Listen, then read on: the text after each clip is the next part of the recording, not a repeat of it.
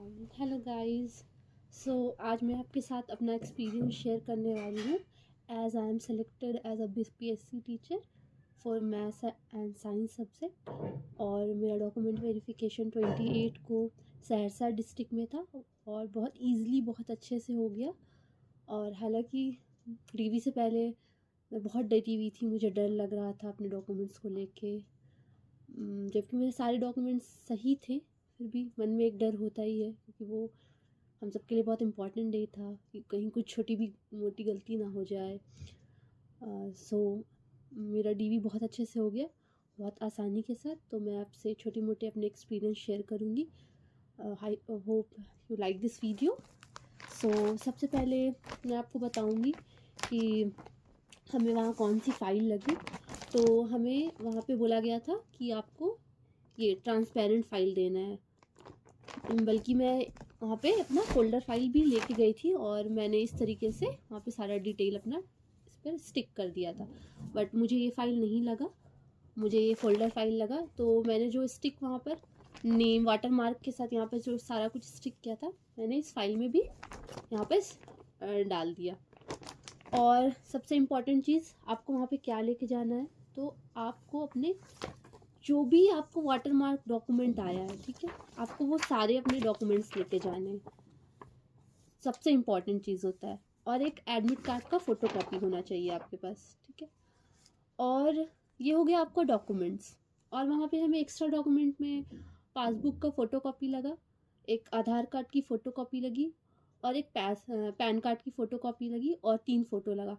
मैंने अपने इस फाइल में क्या दिया, तो अपने सारे वाटर मार्क डॉक्यूमेंट्स डाले, एक पासबुक की फ़ोटो कॉपी डाली, एक पैन कार्ड की फ़ोटो कॉपी डाली और एक आधार कार्ड की फ़ोटो कॉपी और 3 पासपोर्ट साइज फ़ोटो मैंने डाला इसमें और वहाँ पे काउंसलिंग में दिया।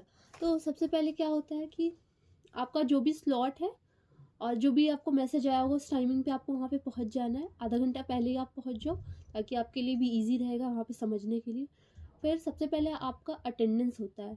वहाँ पे अटेंडेंस हुआ, हमें एक फॉर्म मिला, उस पर स्लॉट नंबर और कॉन्टैक्ट नंबर लिखा हुआ था। और फॉर्म था, वो बहुत इजी सा फॉर्म था, उसमें आपको नेम, एड्रेस, सब्जेक्ट, सीटेट में क्या मार्क्स आया है, वहाँ पर आप बिल्कुल इजी फॉर्म भर लोगे। फिर फॉर्म भरने के बाद वहाँ जो हमने फॉर्म जहाँ पे मिला था वहाँ पे हमारा अटेंडेंस हो गया।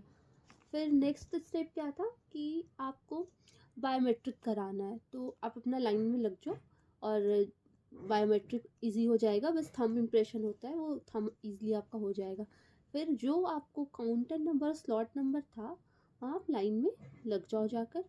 और सबसे पहले वो आपसे आपका फॉर्म मांगेंगे और आपसे एडमिट कार्ड और आधार कार्ड। ये जो हमारा ओरिजिनल एडमिट कार्ड है और आधार कार्ड है, ये आपको अपने साथ ही रखना है क्योंकि अटेंडेंस के टाइम भी ये लगता है। फिर आप बायोमेट्रिक करवाने जाओगे वहाँ पे भी लगेगा, और जहाँ पर आप अपना वेरिफिकेशन के लिए जाओगे वहाँ पे भी लगेगा।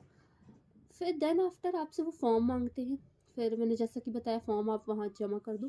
फिर वाटर मार्क, ये जो फाइल आपने इस पर सारा चीज़ डाला है, वाटर मार्क और फ़ोटो, ये वो आपसे मांगते, वो आप दे दोगे उनको। देन आपसे आपके सारे ओरिजिनल डॉक्यूमेंट को वो मांगेंगे और चेक करेंगे। फिर आपको वो ओरिजिनल डॉक्यूमेंट फिर वो आपको आपके ओरिजिनल डॉक्यूमेंट वापस कर देते हैं। सबसे पहले वो मुझसे तो सबसे पहले मेरे बीएड के डॉक्यूमेंट्स मांगा उन्होंने, फिर डिग्री मांगी, सीटेट के डॉक्यूमेंट्स मांगे और सीटेट की डिग्री मांगी। इसी तरीके से 12th की, ग्रेजुएशन की, पोस्ट ग्रेजुएशन की। हाँ, मेरा एक एफिडेविट भी लगा है क्योंकि मेरे नाम में ना पोस्ट ग्रेजुएशन का जो मार्कशीट था उसमें एक छोटी सी, मतलब गलती नहीं थी, मेरा नाम जैसे शुमा मैं ऐसे लिखती हूँ, शुमा EL फातिमा, और वहाँ पे शुमैल फातिमा एक साथ अटैच कर दिया गया था।